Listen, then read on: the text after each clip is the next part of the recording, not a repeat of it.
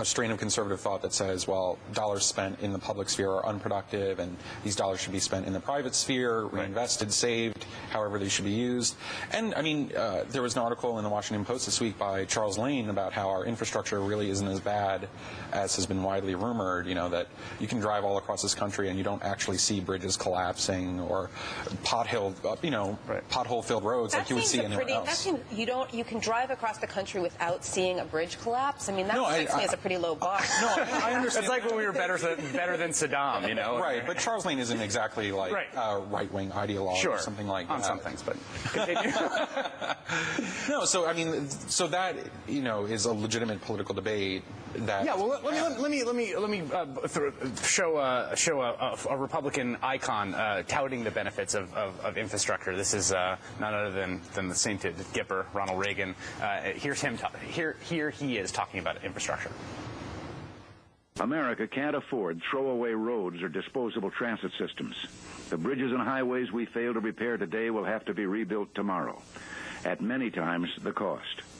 So I'm asking the Congress, when it reconvenes next week, to approve a new highway program that will enable us to complete construction of the interstate system and at the same time get on with the job of renovating existing highways. The program will also stimulate 170,000 jobs, not in make-work projects, but in real worthwhile work in the hard-hit construction industries, and an additional 150,000 jobs in related industries.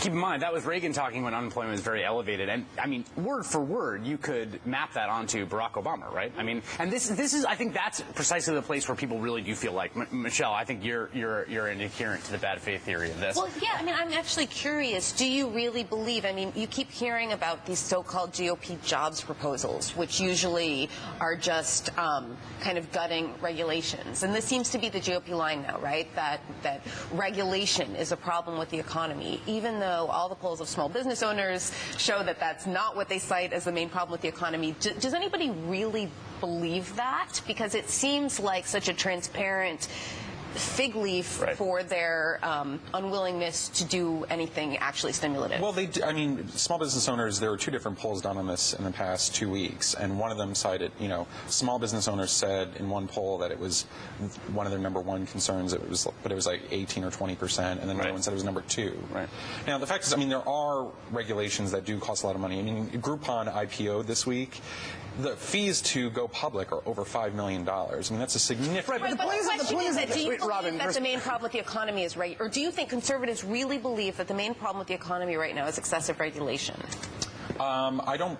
Because that's what they're claiming. I would say they don't believe that that's the main problem, but that is the main problem that already aligns with their stated philosophy. That's right. That's exactly right. That is a sweet spot of the Venn diagram, right? I mean... Yeah, exactly. I mean, they're using this current crisis as just another way of pushing their agenda. I mean, overwhelmingly, we know that the lack of demand is what is wrong. That's what businesses always say. The lack of demand is what is holding them back. But that goes both ways. It goes both ways, yeah. I mean, houses have, as you said before, there's a tremendous amount of household debt, of private debt, that people are deleveraging. So when they get a tax cut, that goes to pay off more credit card debt. Or when they get, an extra bump in a raise, that's going to pay off more of the principal of the mortgage. And some of the government programs that have gone to try to prop up the housing market have actually kept people in houses they can't afford, making them throw more of their salary into a mortgage that, let me also say, that ultimately is the chain around their neck. The tax credit on housing, which was one of the most popular parts of the Recovery Act, which was put in by a senator from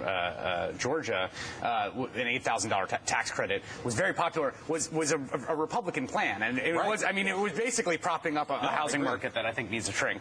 All right.